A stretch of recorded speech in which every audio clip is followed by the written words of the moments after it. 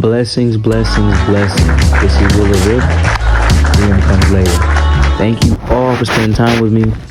Today we're going to be discussing the moment in the Hajime no Ippo manga where the manga changes. This happens around the 982 mark, specifically the Proud Wolf arc. It's when Vogue Zangief fights Mike Elliott. One of the greatest fights in all of the manga to date, and possibly forever, in my opinion. And I definitely think it marked a turning point in this series overall. So, just a refresher. Mike Elliott is an IBF junior lightweight champion. He is also a former Olympian silver medalist. He fought on the same team as David Eagle, who was defeated by none other than Takamura, the GOAT. He being Mike, is a boxer who loves cerebral play. He wants boxing for like a chess match. He wants to outthink his opponent. He wants to beat their greatest techniques. In my opinion, he's based off of Floyd Mayweather for his cerebral play. And one of the things that Floyd Mayweather was known best for, not only was his adaptability, one, to adapt to any situation, any fighter, any case, but also his strategy of taking away his opponent's best weapon. He countered the aggressive opponents. He punched the boxers. He can outlast people who couldn't go for many rounds. Any opponent, he'd find their best weapon and take it from them. And oftentimes you can see the opponent stressing or struggling to come up with an answer in the ring. So, following that same suit, at the start of the match, Vogue throws out what I believe to be the greatest attack in Hajime no Ippo. Now, I'm saying this only because it's also my favorite attack, based on another manga called Goroden, called the Kawo, or the Tiger Killer, which is a similar attack. It's attacks up top and below, but Vogue throws a white fang. Super high powered uppercut overhand right. If you've seen the movie Creed, it's called a shovel hook. Definitely gets the job done. I'm using it in sparring a couple times. Excellent move. Mike actually catches the first uppercut, catches the first punch, and then counters the second punch. So already off the bat, his best weapon has been neutralized. And he begins to he drops Vogue and puts him on the offensive or defensive. And the rest of the match, Vogue, as you see him just pulling all the stops. At one point, he pulls out the hind and gets him off him. And then after Mike sees the hind, after he sees the technique once, he can understand it, dissect it, and not be hit by it again. So that begins failing him. And mind you, while this is going on, Mike has also paid off the judges or the referee. So he essentially thinks he has the match in the bag. His arrogance is showing. We get to later rounds. Vogue is leaning on pretty much his heart and his grit at this point.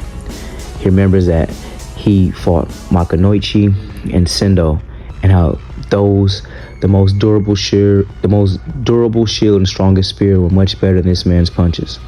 And he says he wants to go out like a samurai and put it all on the line. And he goes out and throws the Susanbe Gaishi, hopefully I said it correctly, or two swallows, based off of Miyamoto Musashi's greatest enemy. He throws it, and they're blocked immediately. The first time he sees it, Mike Elliott blocks it, and all hope looks lost. And what happens next is almost my favorite part in the manga. Vogue throws a white fang over the top, clean, creams Mike, drops him. I love it because the panel before, I thought, this is it. That's the last ticket he had. He went back to his first ticket and knocked him out.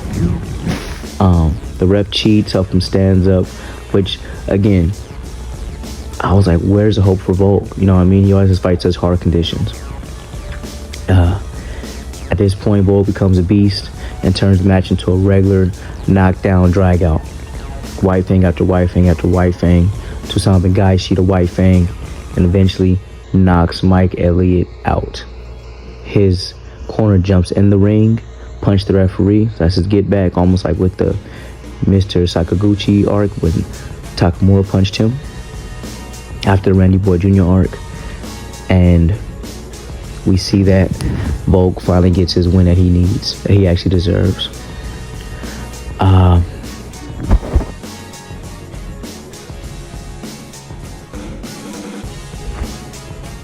After that is one of the most beautiful endings I've seen to any match, in which Volk thanks all his people.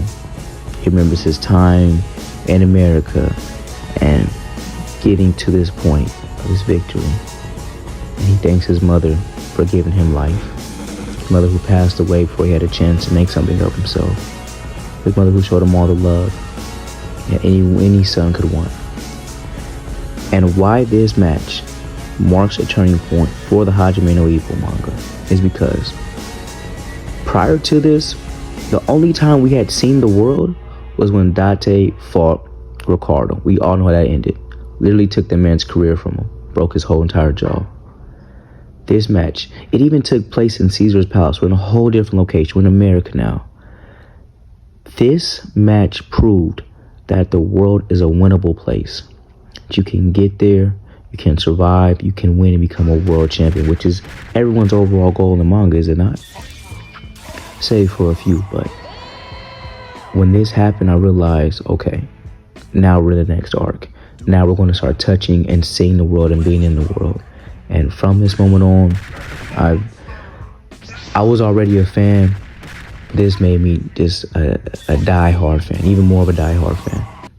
Also, what threw this in at the end, it would seem that Mike Elliott actually knew about Vogue earlier on and was plotting on facing him when Vogue actually got the belt. But due to racism and just missed opportunities, Vogue ended up not getting it, and Mike got it first. So Mike ended up challenging him, and roles were reversed. But in a way, it's a rivalry came to full fruition. Also, it plays into the theme of fate, which I'll make a video about later on. That is a major theme in Ippo, like fated matches, fated things to go with, and rivals always end up facing each other in the boxing ring. It's fate. It's the motherfucking world.